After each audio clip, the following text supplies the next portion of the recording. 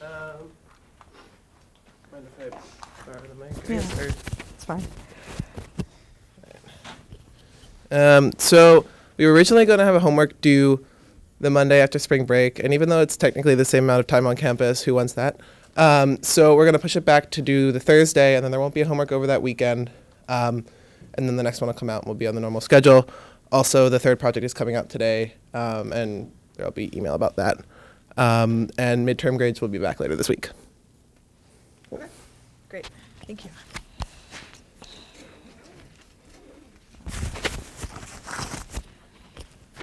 All right, so the first thing I want to do is kind of go back over conditional independence and graphical models and stuff, since we had a question about that from the homework, and even the TAs were confused, and even I was confused in class about how to figure out if two variables in a graphical model are conditionally independent given some other variables in a graphical model. And we kind of waved our hands about deseparation and stuff. I wanted to go through it in a more systematic way, so that we can kind of all feel like we understand what's going on.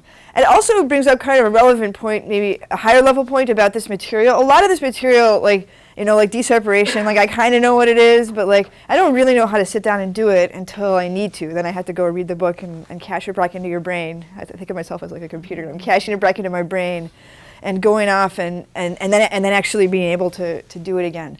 So this is pretty typical. You're going to forget a lot of what we're teaching you in this class. What I'm hoping you'll take, what I've been trying to think about in the way that I structure the class, what are you going to remember about this stuff 10 years from now? So that you can navigate your way through the material, and when you guys are at Google, or you're doing a startup, or you're trying to do your PhD, and you're trying to do some like new papers and, you know, amazing things, you can sort of figure out like, okay, oh, I remember there was something from AI way back then, and then know what to do, where to go, and how to approach it to get it back in your brain, or take something new that you haven't seen before and put that in your brain so that you can understand it and execute it. So this kind of forgetting, but then you have to go and look it up and figure it out is very normal. There's way too much knowledge in the world for any one person to know anywhere close to all of it.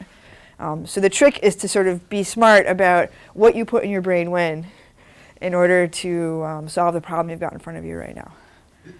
Okay, so conditional independence. So here's a graphical model, and I think also like it's easy, like we had that really complicated one, and we're going to put that one up again and talk about it. But it's a lot easier to think about if you make it as simple as you can. So 3 variables, and we're going to talk about when some of these variables are conditionally independent given others of these variables. So first of all, whenever there's a graphical model, what do I like to do? Draw it on the board. Well, draw it on the board. I can do that, yeah. But once we've drawn it on the board, A, B, and C, I always like to write the joint, yeah, the factorization. So probability of A, B, C equals what? A times B given A times C given Yep, probability of A, because there's nothing pointing to A, times probability of B given A, probability of C given A. And remember, from the joint, we can get everything we want. So now, we want to know is whether B and C, are B and C conditionally independent given A? Yes. Yes. Yes. The answer is yes. So there's a couple of ways that we can sort of prove that. So how can we sort of see that that's true? If you like are given A, then like P and B, like B and C aren't dependent on each other. Yeah. So what it means. So what I want to know is like it. So mathematically, what do I want to know? What should this be equal to? P of B and C. No. P of B given But A close. P of C given A. Correct. Yeah. So they are conditionally independent given A if this is true. P of C given A. Okay. And we can kind of, from here, we can kind of intuitively see, yeah, right? Like the model's telling us that this factorization is allowed, that we can break these two things apart in this way. If I wanted to be really pedantic about it, I could actually write this out as the joint and marginalize and sum and divide and actually, prove that this is true. Just by going from the joint, which is what the model lets us do directly, and then things will cancel out. Okay, so I did that. So this is, so without, I'm not going to write it all out, but like this is writing the joint divided by the marginal on A, right, using the product rule. And then we can use the product rule in the denominator. So this is just exact, right? This is not even using the model at all. And then what happens to the denominator here?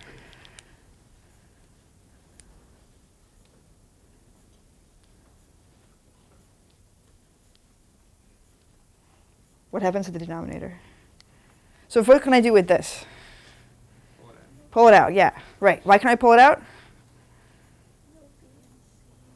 Yeah, there's no B. So I did this little B prime and C prime to make sure that you don't get confused between this B and this B. We're summing out over B and C, so we can pull out this A, yeah. Wait, what does B prime and C prime refer to? So here we're summing, so this is supposed to be the marginal on A, right? So the law of total probability says we can sum out over all the values of B and C and get rid of A. So I should have put B prime and C prime up here too, to be clear. So that these B's and C's are not the same as these B's and C's. So yeah, well, what are they? They're going to range over all the values of B and all the values of C.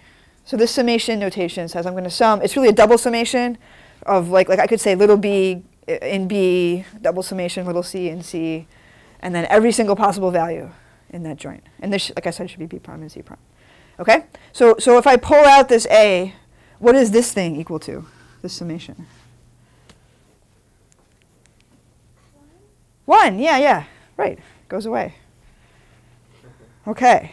And I did this wrong. So if I pull out this A, I'm going to actually fix my math. This whole thing cancels, and I get 1. So if I pull, I actually don't need an A here anymore. And I'm going to fix the B prime and C prime.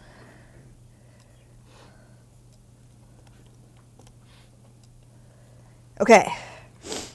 So I did it, right? Like so this is like the algebra to show that this is actually true. Does that make sense to everybody? Yeah? I see heads nodding. Okay. So we just wrote this out as the joint. We canceled the P of A from the top and the bottom, and then this thing is 1, and we just proved they're equal. So they're independent. Are these two sets the same? What's that? The second and third from last? The first and Oh yeah, the P of A disappeared. The P of A cancel, I shouldn't, I don't know, I screwed it up. So this has a P of A that cancels. This I can write as P of B and C given A times P of A. Then I can pull the P of A out and they cancel. I'm doing two things in one step. Yeah, okay? So that's why P of A is gone. And then once I do this, this becomes 1. So this is actually the same now. Yeah. Okay. So I'm sorry for the math being a little messy. The second step was Yeah. the showing the two and they were getting canceled, and the Right. first Yeah. step was the canceled. So really, I think what I really should have done, if I fixed this, I should have put the P of A back in Yeah. both of them, and then we could have That seen. makes more sense. Yeah, so I apologize for that. Anyway, that kind of makes sense. Okay, next question. Are B and C independent not given A? So if we don't know A, if we know A, they're independent. We proved that, right? If we don't know A, are they independent? No, that's right. So if we don't know A, they depend on each other. And sort of intuitively, you can think that it's because, like, if B is true, like, let's say A causes B. So everybody uses this example of, like, it's raining and the grass is, I don't know, like, let's see. It's raining and the grass is red and the sky is cloudy. So if the grass is red, that increases your belief that A might be true, right? And if A might be true, that increases your belief that C might be true. Somehow, right? Like, and the probability rules tell us exactly how much based on our initial beliefs and our conditional probability tables. So they're not independent. And I can kind of see this if I try to write P of B and C as a product of each other. What the model lets me do, this is sort of writing out the joint and then marginalizing out A. You can kind of see you can't really go anywhere from here, right? Every single one of those terms involves A, and I can't pull that A out. So they're not independent given A. So now I want to think about a different model. So we're going to think about B and A causing C. So I think the example in the project in the homeworks was about the sprinkler Like A was the sprinkler being turned on, and B was whether or not it's raining, and C was whether or not the grass is wet, right? So I'll draw that model. Erase.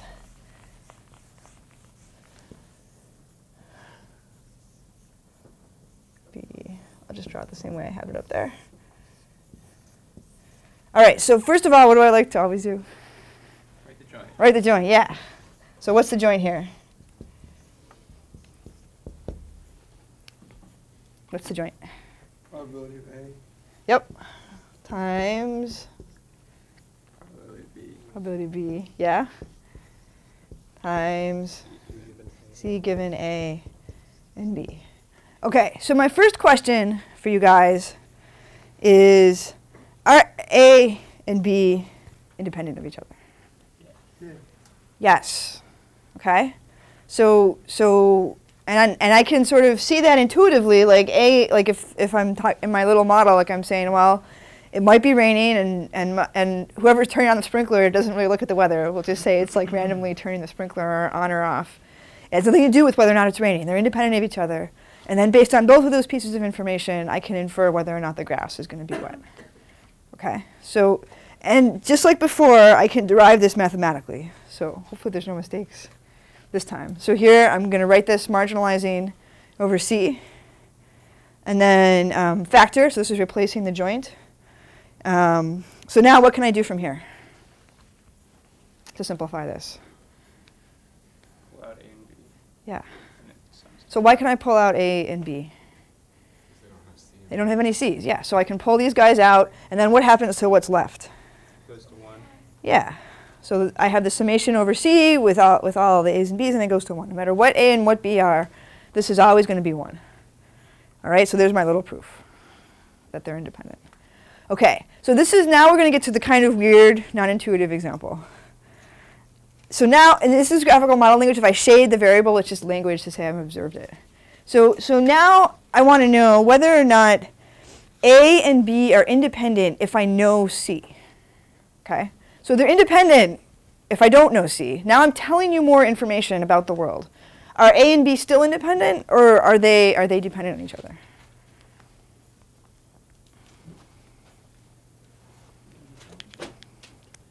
Who thinks they're independent?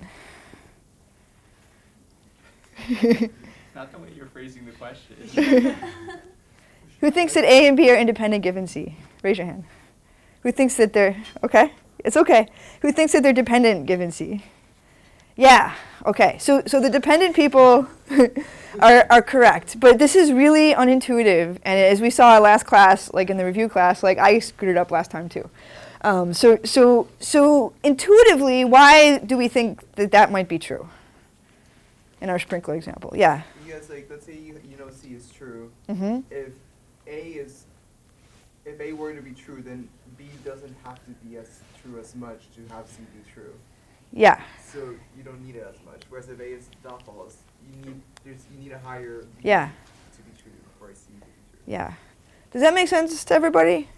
So like it's called explaining away, right? If my grass is wet and I really don't think it's raining outside, somehow my grass got wet, right? Like and how could it have gotten wet? Like it's sort of intuitively I should be more likely to think that the sprinkler was turned on if I didn't know that it was raining. Right? And in the reverse, if I knew that the sprinkler wasn't on, that tells me something about whether or not it's raining. Okay? So here I'm giving it more information, and that actually, knowing C makes A and B depend on each other. So sort of mathematically, you can sort of get to this equation here, if you use the sum and the product rule and stuff.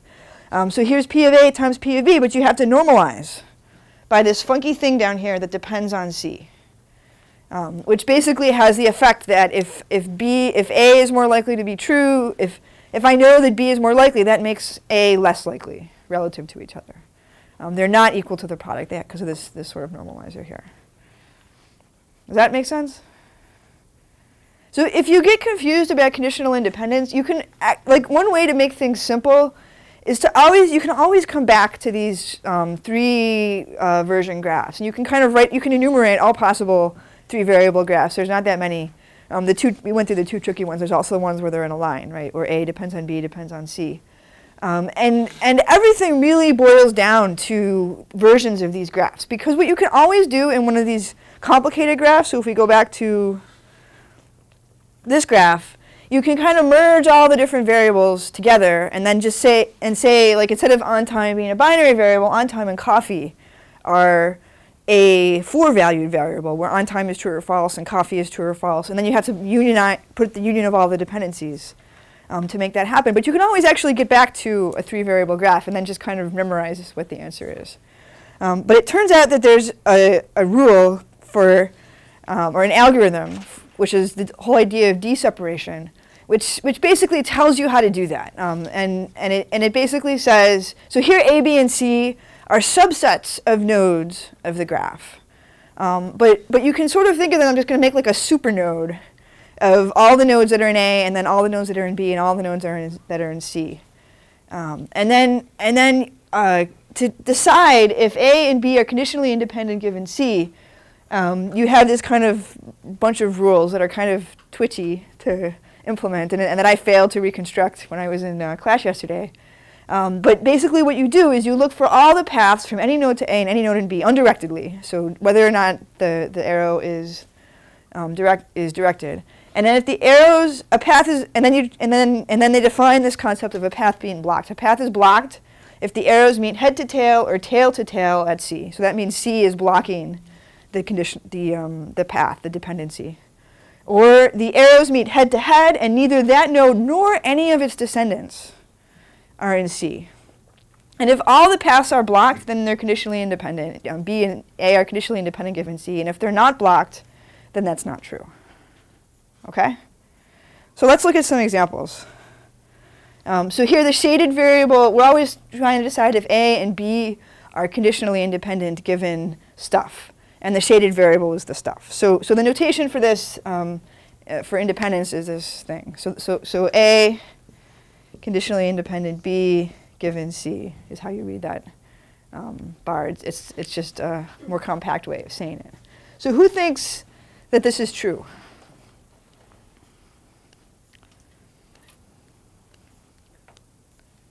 Yes?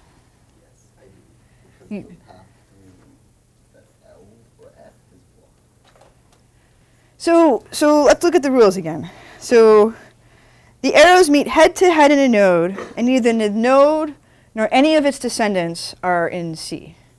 So here's the path, right? 1, 2, 3, 4. So where do they meet? They meet head to head at this node, right? Does the first rule require the tail to tail meet to be in C? They meet head to tail or tail to tail at a node in C. But none of these nodes are in C, so it doesn't count. But here they're meeting head to head. And neither this node nor any of its descendants are in C. Is that true or false? It's false, yeah. So that means that A and B are not conditionally independent because C is a descendant of E. So intuitively, what's saying is like C tells me something about E, and E tells me something about F, and F tells me something about B. So the information can kind of flow through the graph in that way by sort of applying the rule. And I can sort of boil this down to a simpler graph. I could sort of make all of these guys one variable, and then you could sort of see that they're directly connected. That A is directly influencing E. Okay, so let's do another one. So here F is the node that I'm given. Is A conditionally independent of B given F? Yeah. Yeah. Yes. So the answer is yes. And why? So if I go back to my rules, it's the first rule. So the arrows meet head to tail or tail to tail at a node that's in C. So here's the path, and they meet tail to tail at a node in C. So it's basically saying, like, if I know for sure what F is, I don't need to know anything else about that graph. Like, however it happened to be that F got to be that way, if I know for sure that F takes on this particular value, all I do is look up the conditional probability table to find out what B should be. Right? There's no information, anything else in the graph can tell me about it, as long as I know for sure what F is. Does that kind of make sense to everybody? Okay, so now let's go back to our homework problem and sort of revisit these situations. So first of all, is study and on time conditionally independent given alert? So that was the one we got stuck on last time.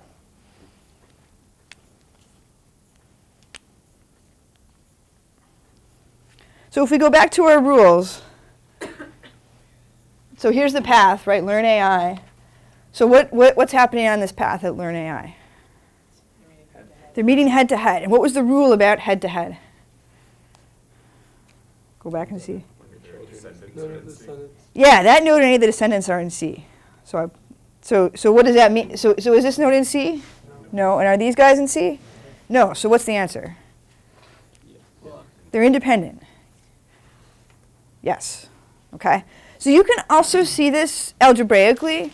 And poor DK, I had DK actually derive this, and I'll send out the derivation for you guys, using the sum and the product rule. And it's complicated because there's a lot of stuff in this graph. But using the sum and product rule, just like we did in the simpler example over here, you can get everything to cancel, and you can show that P of study given alert, P of study and on time given alert equals P of study given alert and P of on time given alert. So deseparation is kind of a trick to save you from having to do all that algebra. You can also just do all the algebra. Okay, what if I don't have alert? Does it change or does it not change? Doesn't change, yeah. So again, these guys and all your children were not in the C, right? So taking things out, they're still independent of each other. So what about if I'm conditionally independent? Are they conditionally independent given Learn AI? No. Exactly. They're not. Why? Just like that other example. Yeah, it's just like this example over here, right? Like so there's other things going on in this graph, like there's alert and all that complicated stuff up there. But you can kind of boil it down, and schematically, it's really looking a lot like this graph here. So if you study, and you know that if you learned AI, and you didn't study, you must have been coming to class on time and listening to the wonderful lectures. However, and you were alert when you were there. Or otherwise, there's no way you could have learned AI if you didn't study. Intuitive. That's kind of the story that backs up the results. Does that make sense, everybody? So hopefully we're clear about the homework problem. I apologize we got confused last week about what the answer should be. You can see that it's not intuitive all the time. It's really very weird that like I can tell you something and then this nice independence assumption breaks down. So like you thought they were independent, you thought they weren't related to each other. I told you more things and now they are. That's kind of funky. But it's also kind of powerful because it's a way that information gets passed around in the graph. So if I know something about C, that tells me things about the other variables in the graph when we have this kind of structure. So that's sort of how the information is passed around the graph. I'm also just going to briefly tell. So have you guys ever seen undirected models? No? Okay. There's another kind of graphical model which is called an undirected graphical model, which basically says instead of having directed a DAG with arrows, you have an undirected graph. And then deseparation and the idea of conditional independence is really easy. It's just all your neighbors. If you know all your neighbors, you're independent, and if there's a path that intersects, there's none of the business about descendants or any of that stuff. It's just if there's a, yeah? Sorry, in this case, what does an edge actually represent? Good question. So what does an edge represent? Does anybody want to answer that? So what do I like to do whenever I have a graphical model? I like to write the factorization. And what the edge represents is it says this joint, which I could factor in any number of ways. I could factor in an infinite number of possible ways. So I could say that it equals some function of A, B, and C times some other function of A, B, and C. Okay, I might decide to do that if it's like, a product of two Gaussians. Maybe I have to normalize it if I do that. People always write 1 over z to make sure that it sums to 1. And people do this kind of thing. This is sort of what an undirected model would do for you. I could decide that it equals f of a, right? I could just say I'm going to assume that my joint doesn't care about b and c, without knowing the graph. I could sort of say it's a function of a and b times a function of b and c. I could write down lots and lots and lots of different factorizations. Does that make sense? That I can do that? So you don't know what the edges mean yet. You need the function to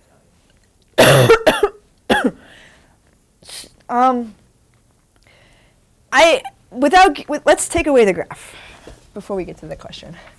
So when I'm representing this joint, I could factor it in any number of different ways that I want, and there might be different trade-offs to factoring it in different ways. Do these factors have to be probabilities?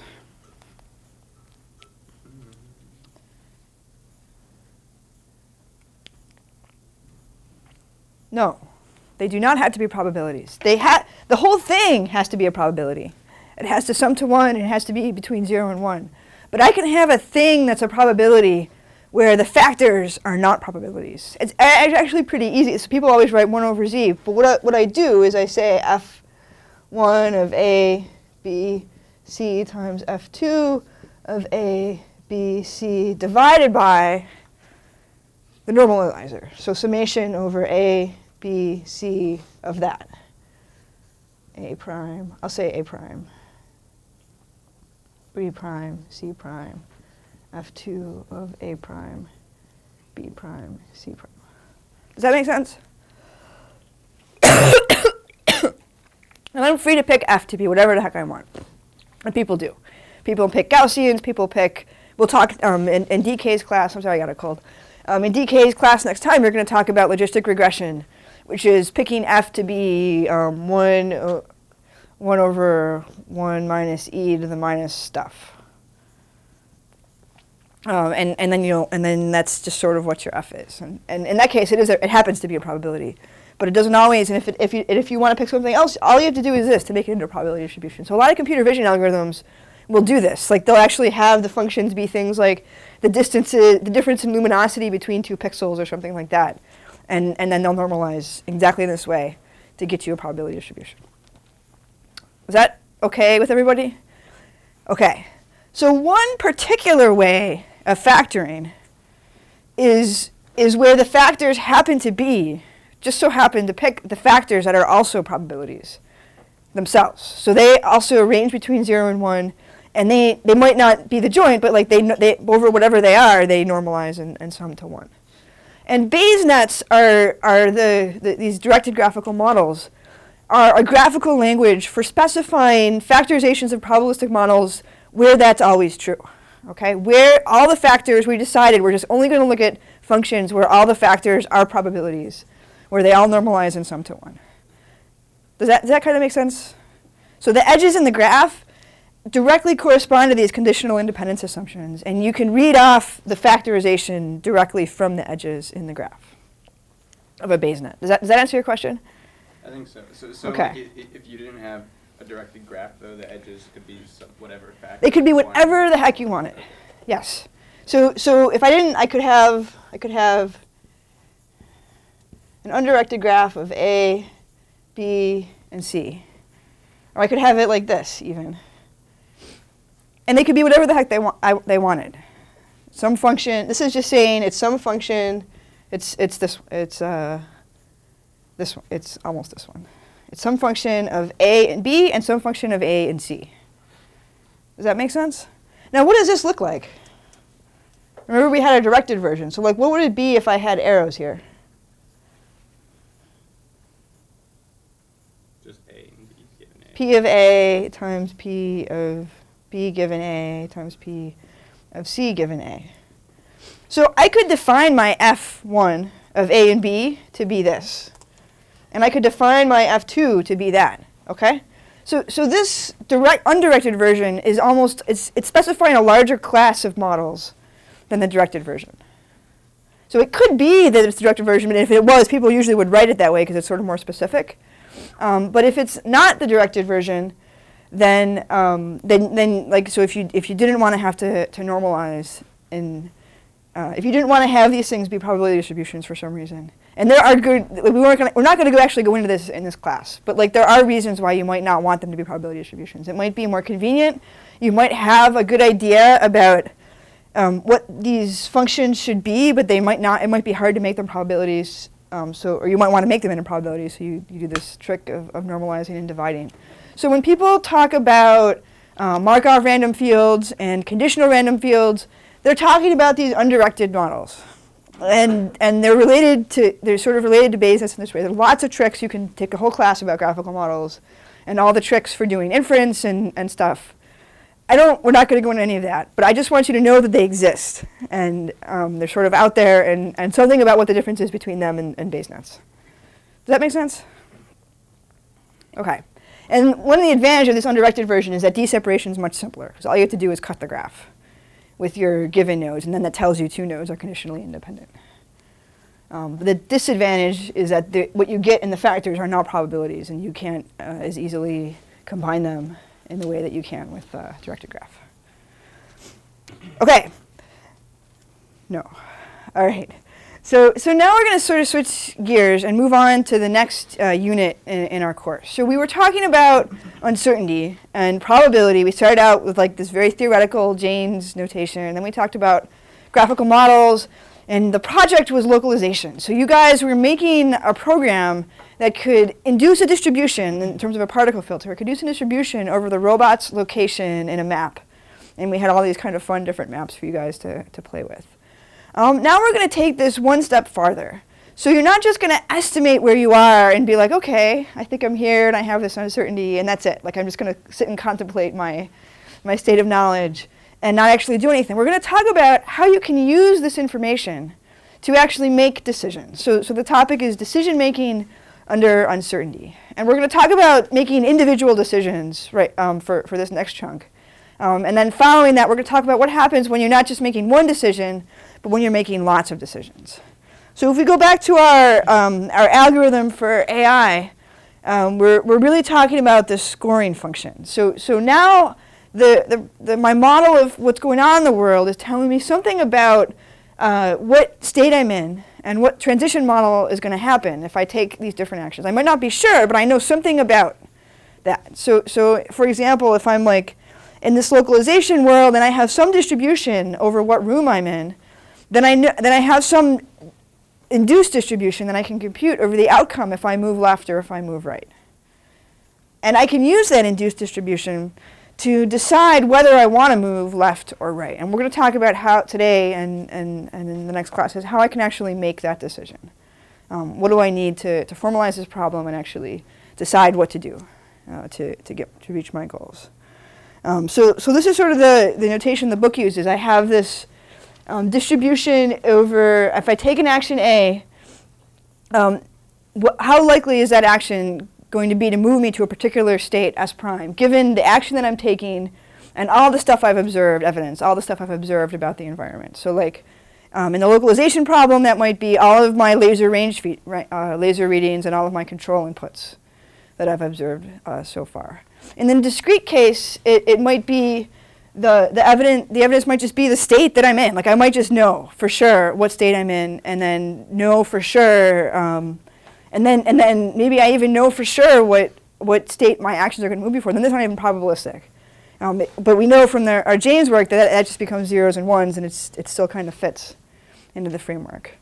If I have perfect perception but uncertain action, so maybe I know for sure that I'm in a certain room, but maybe my motors are going to fail. I might if I move in one direction or another direction.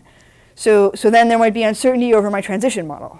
If I'm going to move left or I'm going to move right, will that actually cause me to move left or move right, or will my system crash or something else? Okay, so this is sort of what actions should the robot take. And sort of analogous in sort of robotics, there's lots of applications of this also. So we had this example that was on the midterm about having a peanut allergy. I picked this example. This is my son's EpiPen. He actually does have a peanut allergy, and I have to carry one of these things around. So it was actually interesting to me for the midterm to look up those were real probabilities. And it was interesting to me to try to understand what the decision matrix actually looks like for this kind of situation. So not just we don't just want to know the probability that he's got a peanut allergy. We also want to know what treatment should we give the patient. Okay, are we going to make the parents carry this around everywhere with them and read these scary instructions about how to give your son an injection if if he starts having a reaction or not. Like, there's this cost to having that happen. What if I give it to him by mistake? He doesn't really need it. Like, that might be bad. But on the other hand, it might save his life. So you sort of have to decide what additional tests to run and what treatments to give the patient based on the information that we have about the environment. So this is sort of examples of problems where we need to apply decision theory. We don't just want to know whether or not he's got a peanut allergy. We want to know what action we should take in each situation. And knowing whether or not he's got a peanut allergy or estimating our uncertainty about that's going to help us. But it's also going to, it's not going to directly tell us everything we need to know. So the sort of formal version of this is we have a joint distribution over x and y. So we know how likely x and y are to happen. And in the examples we're going to talk about today, x is going to be small and multinomial. So there might be like 5 classes, or maybe there's 2. In peanut allergy example, there's 2. He's got one or he doesn't have one. And then x is in the sort of classic machine learning version of this. X is like a feature vector. You can think of it as a vector of binary features. So the skin test was positive or negative. In the peanut, other relevant things to the peanut allergy example might be he's had a reaction to peanuts in the past, according to his parents, and there's a blood test that they can run. The blood test was positive or negative. He's got a reaction to tree nuts, because tree nuts and peanuts are correlated. Those allergies tend to co-occur together, so that might tell you something. And you're trying to observe all these things and then estimate whether or not he has a peanut allergy, and more than that, like what treatment you're going to do in response to this. So we sort of want to output the best y for some definition of best. And what we're going to talk about today is like, what does it actually mean? What does best actually mean to do this? So what does the answer look like for this? What thing, like if I want to do this, like what mathematical object am I going to have in my hands? What's the input going to be and what's the output going to be? What's the input going to be?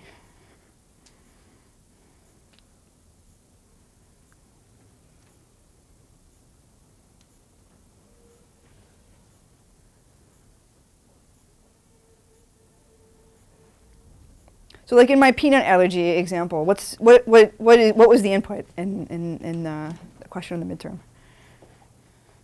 Skin test. The skin test, yeah.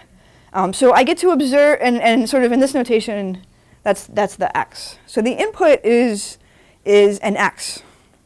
And what's the output?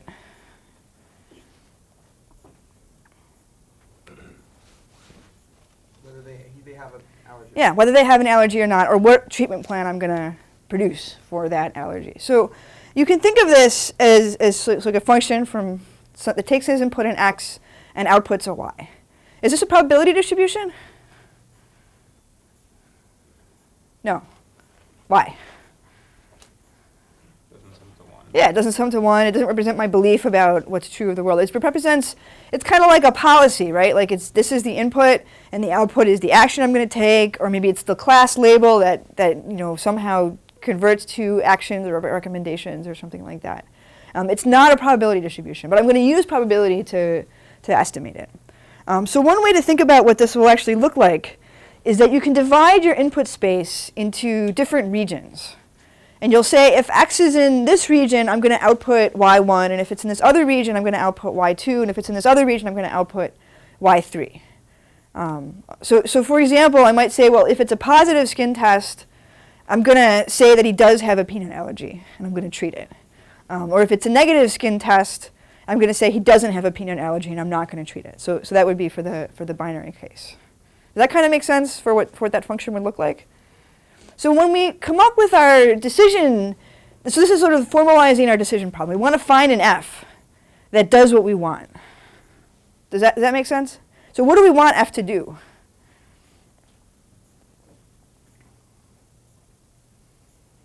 Yeah. Should it be maximizing the probability of, like, if you know your x, should it be returning the y that maximizes that probability? Exactly. So first thing we're going to talk about, so in all of this work, you can sort of talk about, in my slides, I'm going to talk about minimizing the error rate.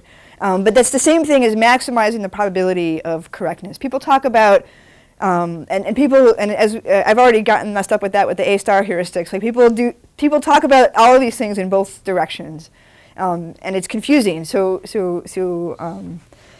you're right. So we're going to talk about basically minimizing the error rate in this. And so what is that going to look like? We're going to try to write out the probability that we got the correct classification using that joint distribution and using our F. Okay, so what is that going to be?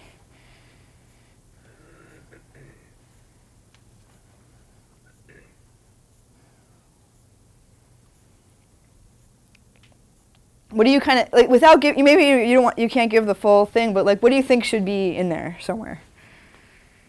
Somewhere in there.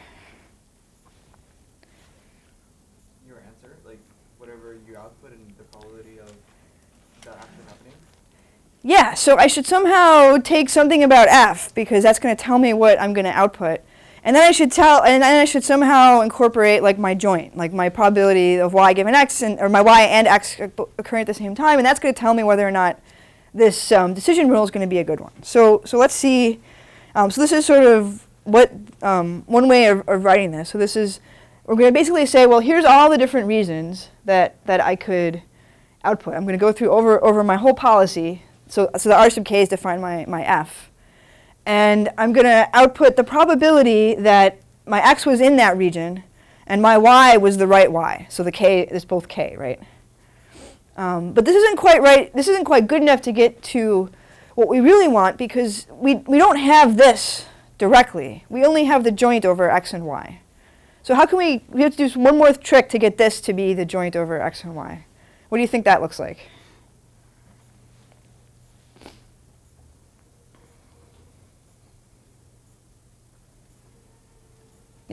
We do for each x in Rk. Exactly. Yeah. So I'm going to do one more summation. For all the x's in the R sub k's, I'm going to write the joint of p of x and p of y.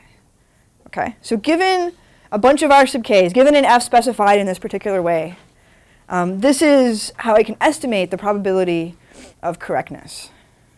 And then the problem, and DK will talk about this for naive Bayes and logistic regression, but the general problem of inference is like, well, okay, what R sub k's should I pick in order to get the best behavior, in order to maximize my probability of correctness? And we'll talk about, we're not going to talk about how we do that today, but you can sort of imagine the optimization techniques, stochastic gradient descent. You can take derivatives and set them equal to 0, and it all depends on what this distribution actually looks like to do the best way to do that. So what's good about this way, this decision rule that minimizes the error rate, that maximizes our probability of being correct?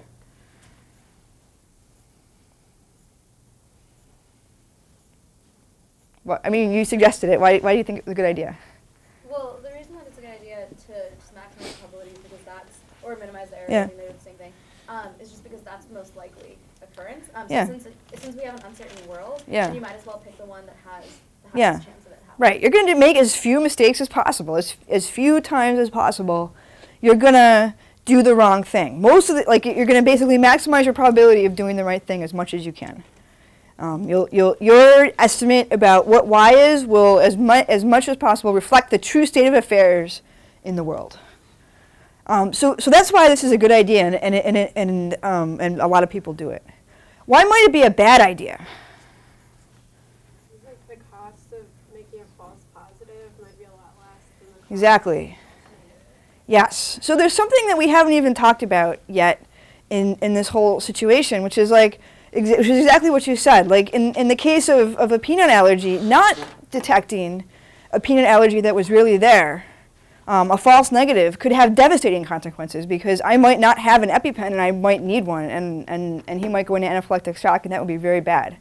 Whereas a false positive, where I'm carrying around an EpiPen and I don't actually really need one, it turns out like it would be bad if I gave him an injection by mistake or something, but like he probably wouldn't die. So you sort of have to consider what the effects are of misclassification in each of these situations in order to decide what your decision rule could be. So people use minimum error rate especially when they don't want to think about those costs. And we'll talk about like those costs, or people call them utilities, the inverse of that, like the reward you get for being in a good situation. So then we use minimum error rate because like at least we're going to try to reflect what's true about the world. But we also are going to think about these utilities. So let's make this more concrete by going through this peanut example. So what happens if I have a false positive? So I think he's got a peanut allergy and he doesn't. Carry around an EpiPen that you don't need. Yeah, I carry around an EpiPen that I don't need. So that costs some money, it costs some time, it costs some aggravation. It's not great, but nobody's life is in danger. What about a false negative? Don't carry around an EpiPen that you would need. Yeah, I don't carry around an EpiPen that I would need, and I'm not preventing him from eating peanuts and all this, and he really might go into anaphylactic shock. So let's try to sort of assign numbers to this. So the first thing we're going to say is like if I have an allergy and I treat it, so I'm carrying an EpiPen and I'm avoiding tree nuts for him. He's a toddler, so he can't really understand that he's supposed to avoid those things. So it's all the parents. It's 0. And if I don't have an allergy and I don't treat the allergy, it's also 0. So there might be sort of real different costs of treating the allergy, but we're just going to assume from the perspective of the algorithm making the decision, these are costs. So I'll switch back and forth because I'm sort of drawing on 2 books and they were using 2 different costs. And it also gives you a sense that the people really do use these different things. So these are costs. So now let's talk about like what we might assign to these other blocks. So like what's the cost of not having an allergy but I treat it? 0.2. Yeah, I just make up a number. So the number I made up was 10. And what's the cost if I have the allergy and I don't treat it? That was That's actually the number that I made up as well. Right, so you can, and this is what people do, they make up numbers. And we'll talk more about where these numbers can come from. But I actually think a major area of open research in AI right now is where these numbers actually come from and how can we get them in a principled way. But a lot of times we just make them up. We kind of exploit our intuition and we try to come up with something reasonable, but we make them up. And then what we can do is write down our expected loss. So what is the cost I'm going to pay if I end up in either one of these 2 blocks? So this is basically a big summation over my cost matrix, over my loss, and over all the reasons that I would misclassify. So what it's going to be is a big value if I'm in this one, and a small value if I'm in this one or this one. So what's that going to do to my decision rule? Is that going to be the same as minimizing the error rate?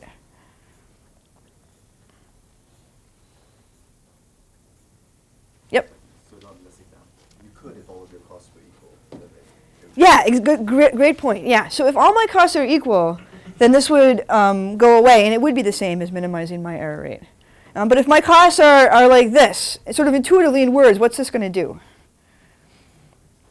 Yep. Make you treat more often. Yeah, it's going to make me treat more often. I'm going to be biased towards giving people the EpiPen and telling them to avoid peanuts, even if I'm not quite sure whether or not they have an allergy, because I'd rather pay this cost than this cost. So sort of coming all the way down to numbers. So then, and people talk about cost, they also talk about utilities. So the inverse of that, like if I assign a positive number for doing good things and a high number for doing good things and a small number for doing bad things. And then if I go back to the sort of Russell and Norvig notation, I can talk about maximizing my expected utility. So now I can finally talk about how, like formally I can talk about how I can pick actions. If I'm given a utility function over states, and, oh, there's not supposed to be a summation there. I'll fix it.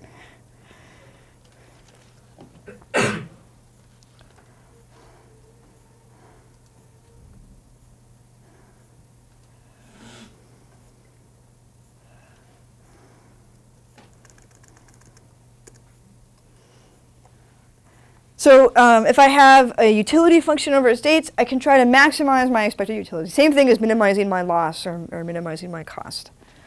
So I'm basically summing over all the states I could be getting and multiplying that by the utility of that state. So this tells me how to combine the information from about like where I am in the environment with the information that I have about what my goals are in the environment to actually make a decision in an informed way. Sorry, I've got this cold. So in order to do this, what we have to do is come up with these utility values, and we don't really have great ways to do it. We'll talk about some of the ways that people have done it in the past. So before we do, so we can sort of summarize. We can sort of think about this, our sort of strategies for doing this in a couple of different ways. In the sort of high-level way, what we're going to do in estimating these in estimating what to do in order to get this utility function, this decision function f that tells me what action to take. There's a couple of high-level strategies that I could take to do that. So the first one is basically what we've been doing in almost all of the class so far, which is that we estimate a joint distribution, usually by making conditional independence assumptions. So you have some kind of graph like this, where the x's are conditionally independent given your class, and then you have a conditional probability table, where you're basically counting up how many times x took a particular value when that was the known class, and then you count up the number of times each class appeared, and then you use that to invert it and estimate p of y sub k given x. And then once you have that, or you can have the joint, you can sort of go back and compute this argmax, because you can plug this in here. Okay. So this is sort of this is what's called the generative model. It's going to correspond to the naive Bayes that DK is going to talk about next week. So we're basically making assumptions about the domain. We're always making assumptions about the domain, but specifically we're saying we're going to assume that these things are conditionally independent, and then estimate our model parameters in this based on this assumption, and we're going to have the joint distribution.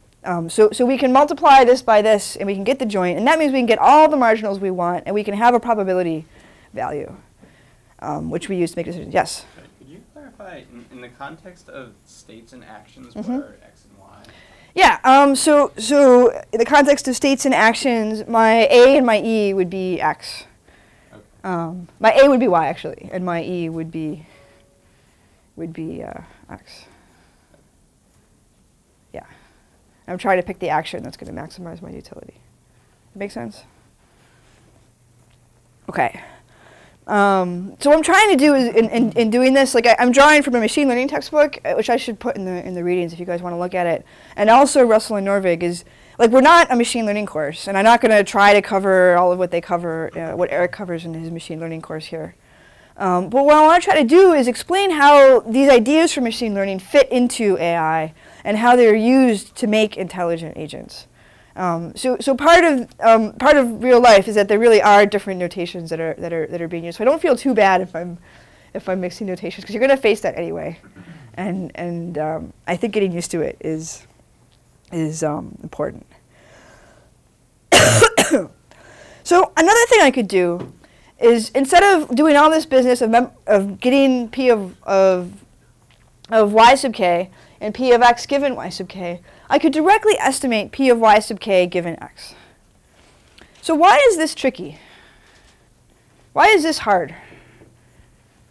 I mean, it seems like, oh, this is what I really want. Like, this is what I can really use to make my minimum error classifier, or directly plug it into my expectation to do my utility.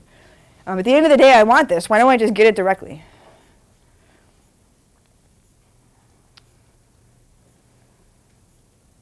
So, like, why couldn't I just make a conditional probability table of this, for example?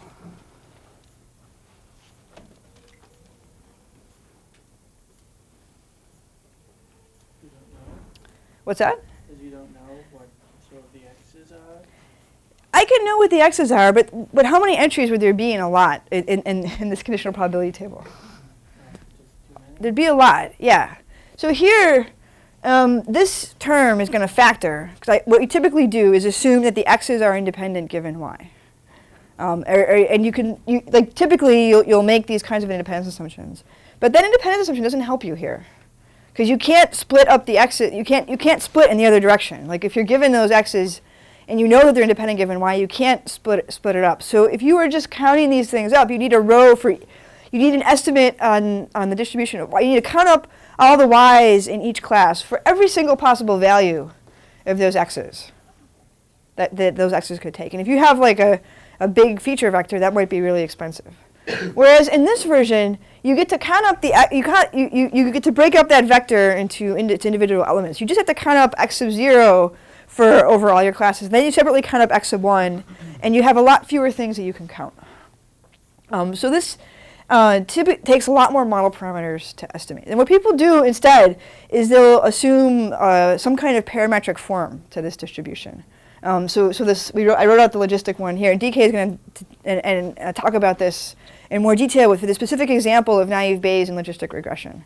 So you assume this thing equals 1 over e to the 1 minus stuff, some function of x, and then you're trying to find the feature weights that go in that e to the stuff to make this match the training data. So then you do have fewer parameters, but it still will typically take more data to estimate a good model in this version.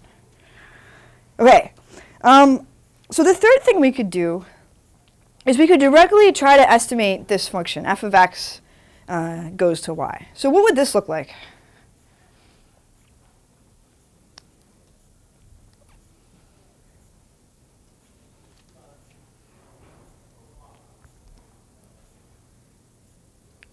So as you guys can you sort of, we talked about naive Bayes, logistic regression. There's sort of other machine learning models like support vector machines or decision tree classifiers that basically do this. They're not even messing around with all these probabilities and stuff at all. They're just directly trying to come up with the right decision from your training data. And what this might be actually even simpler, because you're not screwing around with something continuous when really what you want is something that takes in discrete values and outputs discrete values. But the disadvantage of this is that there's more things you can do with these models in terms of estimating, in terms of marginalizing things. If you have the full joint, you can figure out what to do if you don't get to observe feature values, for example, because you can marginalize them out. So in this model, if I don't get to, if I sometimes, like for an example, on my peanut allergy, if I sometimes didn't take a skin test, I can still use my model parameters to tell me a distribution, a probability that I have a peanut allergy or not. In these two models, if I don't get to observe a variable, the model doesn't really say what to do in that example. So you might need to train a new model or do something funky in order to make that happen. And it can also help you bound your risk. So you can sort of estimate your, just like you guys were doing in the particle filter, we had a really high variance distribution where your lots of particles where they were all over the place, versus a really peaky distribution where your particles were really close together. These probability distributions lets you compute variance, and you can actually quantify that and make decisions based off of that. Whereas the decision rule version is just going to tell you what to do, and you better hope it got the right answer. It's not going to tell you how sure it was. And it's sort of pure. And this is, I should also say, this is kind of like the pure version of all of these approaches. There's a lot of research that's going on in sort of combining different models with each other. So like with decision trees, people will do things like count up the number of misclassification results on the training set or on a validation set at the leaf node to give you, and sort of give you a distribution over whether or not you got it right. And so people are sort of working on understanding this and integrating and giving you the best of all possible worlds. But what I want to give you guys is kind of a roadmap of what these different approaches look like. So if people talk about generative models, you're kind of in this mode. You're estimating the joint distribution. And it's good because you are, you get to compute all the marginals that you want, and so you can sort of ask lots of things of your model. It's bad because it can be very sensitive. If these assumptions aren't right, then the whole thing is gonna crash. Whereas in these two approaches, if your assumptions aren't quite right, it's going to do its best to predict it's going to minimize the error rate directly. So it's at the end of the day, it's going to find the best model that it can, and it'll often outperform the generative versions if there's a lot of data. And this version is called discriminative, and because I sort of talked about the advantages and disadvantages of each method. People don't really have a clear story about that either. So it's worth knowing that it's sort of an open question. If you come to a new problem, what should you actually try? And people will sort of try a bunch of things, and then maybe they'll look at it after the fact and be like, oh, that's why this is better. That's why this other one is better. And there's kind of rules of thumb about it. So if you have lots of data, you should try number 2 or number 3. If you have less data and you think your modeling assumptions are good, you should try number 1. If you want the things that a joint distribution will give you, you should try number 1. And people kind of do these different approaches. So in order to do all this decision making, the textbook sort of makes this point, like we don't actually need to do all this stuff with probabilities and utilities. Okay? So we can be rational. We can do this without directly computing any utilities or costs, without computing any probabilities. You can imagine this as like we could write a little program, let's say for tic-tac-toe, for example, that optimally plays, and it just outputs the correct move with a big lookup table. Okay, no probabilities, no utilities, no nothing. And it would play rationally according to, we could sort of specify a probabilistic version of tic-tac-toe with observations and stuff like that. And it would play rationally according to this sort of formal setup. And a lot of times, and so people sort of, there's a lot of fights in AI sort of between people trying to do this and people trying to do this. And they sort of say one, and there people get on their high horses and talk about how the other team has no idea what they're talking about, and it's terrible, and they're all totally wrong. But really, there's advantages to each of these approaches, and it really depends on your problem and what you're trying to get out of the data, and what you know and what you want to find out from your data. Okay.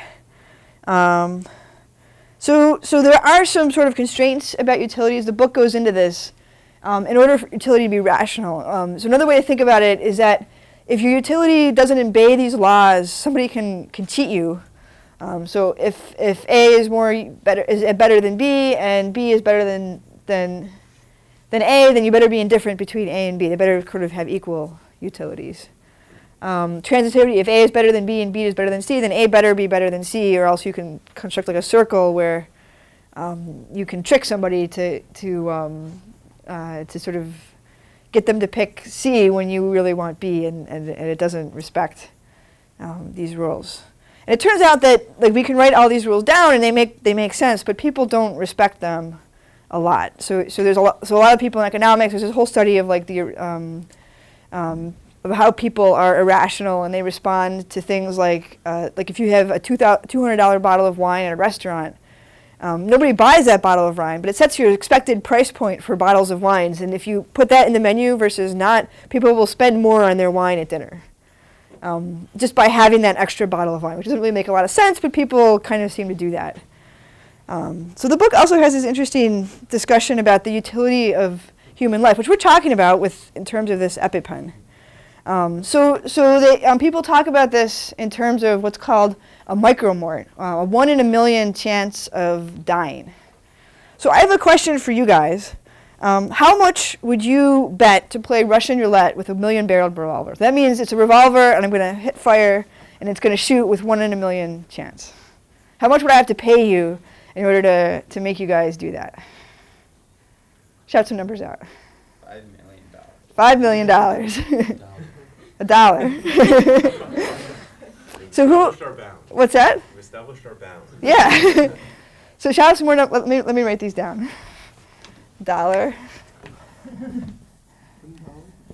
$5 million. What else? How much? $100. How many people are you playing against? Just you. One shot. One shot. Yeah. Do you have the chance to play But you do again? things every day that have a higher chance. That you're not Yeah. So paid for them. exactly. So you might say so the person so when we phrase it in this way, like people sometimes come up with really high numbers. But we can look at a related question, which is, would you drive from Providence to Philadelphia if you needed to go there for a good reason? Would you get in a car and drive? Who would? Most of you. So, so it turns out that driving 230 miles incurs a risk of 1 micromort. It's the same thing as that revolver with 1 in a million chance of being shot, that you'll be in a fatal car accident. And this is from Google Maps, so it takes 273 miles by the best route to get from Providence to Philadelphia. I'm actually going there next week to give a talk at Penn. So a lot of you guys, when you phrase it this way, you're like, what the heck, I would never do that, no matter how much money is involved. But when you're talking about, would you do this road trip, most people wouldn't think twice about it. They would just get in the car and drive. So some people get upset, yeah? My parents are currently making the reverse trip. Awesome. They're driving up. I hope that they're safe. I would feel horrible. So people sometimes get really upset about assigning value to human life. And there's a lot of ethical questions about it. But actually, we do it all the time. And when you get in the car and you put your family in the car, I drive my son to Rochester. I'm taking my son on an airplane tonight, actually, to California. And there's some comparable risk of something happening. And you can think of it as playing Russian roulette with not only my life, but his life. But we do it all the time. We're willing to accept that risk. And what that corresponds to is we're actually putting some utility on the value of our life versus the benefit of being with him in California with my family out there. And we make that trade-off. And that's part of being alive, like sort of doing this kind of benefit. And we actually, that's the job of insurance companies. You can buy life insurance. And that's what they're doing. They're putting a value on your life. Based on your salary and how much premium you're paying and stuff like that. They're making a bet with you about what's going to happen in this thing. There's also a kind of a funny historical example of this.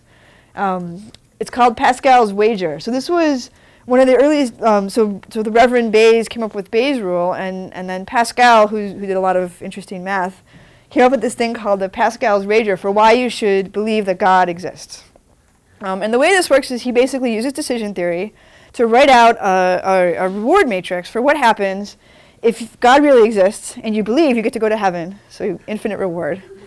And if he really exists and you disbelieve, you get to go to hell and infinite not reward. Versus if he doesn't exist and you believe, you waste all your time going to church and all that stuff. So there's some loss, but it's finite, it's not infinite. Versus he doesn't exist and you disbelieve, so you get to have all that time to do what you want, and there's a finite gain. So this is sort of the argument for why you should, according to Pascal, for why you should believe that God exists. And there's a whole philosophical thing about this, and you can sort of form your own conclusions about what you think about rules like this. But people use this for this kind of reasoning for a lot of sort of human life, for insurance policies, for theological reasoning, in addition to AI. So it has a lot of applications in economics and stuff like that. So I guess what I wanted to ask you guys is sort of turn to each other and come up with some other measures of utility that we could talk about. So we sort of talked about micromorts, there's this sort of risk of death. What else can you think of? And turn to a partner and discuss it, and then we'll come back.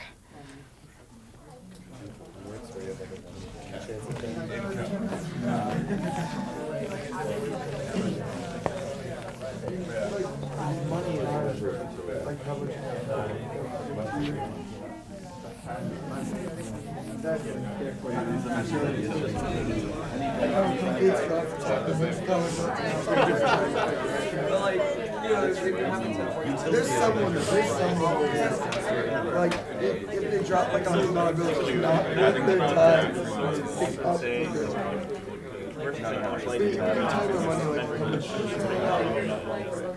Money, how much would you get paid to do a 10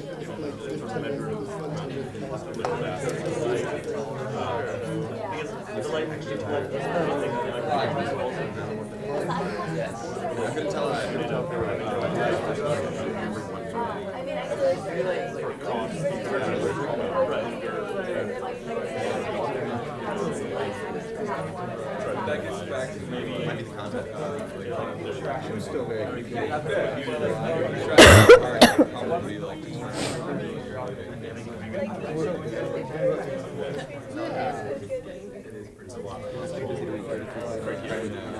Okay, guys. So what are some other measures of utility? Happiness. Happiness. Yep.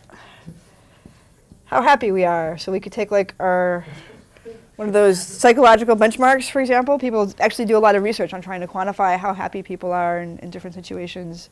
So you can compare it. Your subjective happiness, how satisfied you are with life. What else? Time, yeah. So we think about this a lot in robotics. Like we want, so I'm trying to make robots that help people. And the way that we try to measure this is by saying, well, if you're being helped by the robot, it should take you less time than it does without the robot's help. So we're trying to figure out actions that the robot should do that minimize the time that you are spending doing things like cooking or doing diaper changes or things like that. What else? Money. Money. Yeah, yeah, you guys are good. So these are the three that I thought of before class. Money, time, and happiness. Pretty good. What else? Yeah. The equality of distribution. Yeah. Equality, social equality. So like if your wealth distribution, is that what you mean? What? Equality of resource allocation? Yeah. Resource allocation. Another way to think about that is like, well, I don't want anybody to be too unhappy, right? I'm going to take I want to try to minimize the minimum unhappiness, maximize the minimum unhappiness that there is, so that I may not have like really really happy people, but I want the saddest people to not be all that sad, right? I'm going to try to raise the bar. Yeah. Yeah. Efficiency of resource allocation. Efficiency of resource allocation.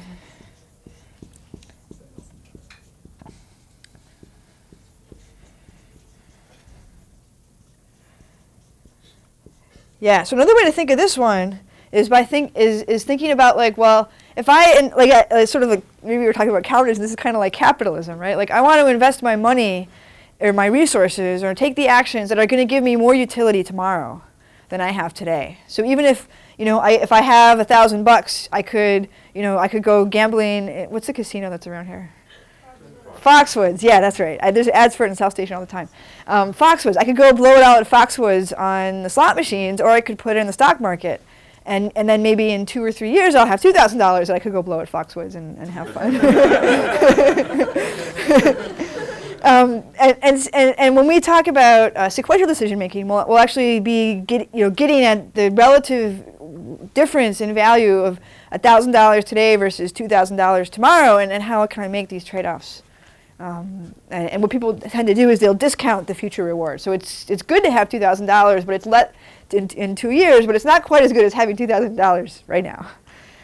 So there'll be a discount factor for that expected reward that people kind of make trade-offs about. What else? I think you had your hand up. Fame. Fame, yeah. Fame. So you're trying to become famous and have social standing, have lots of people know you.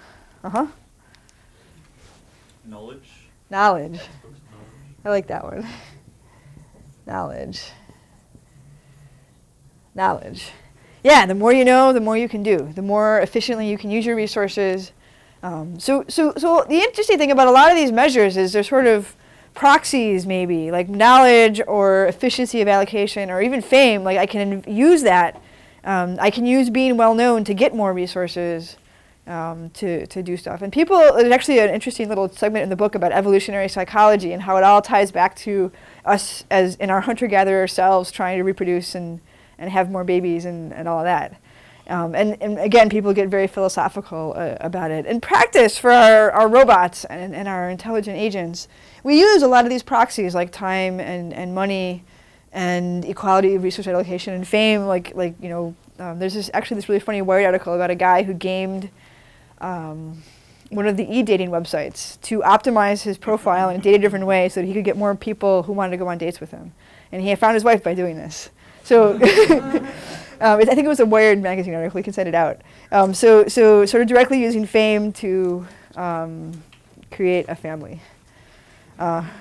Okay, so coming up with these utility functions is tricky, and it's hard, and people have some ideas about how to do it, but we don't really have a principled framework for it. And we'll sort of talk about, in your project, you're going to spend some time thinking about, it's a spam filter, you're going to spend some time thinking about where you're going to set that value for different people and in different situations.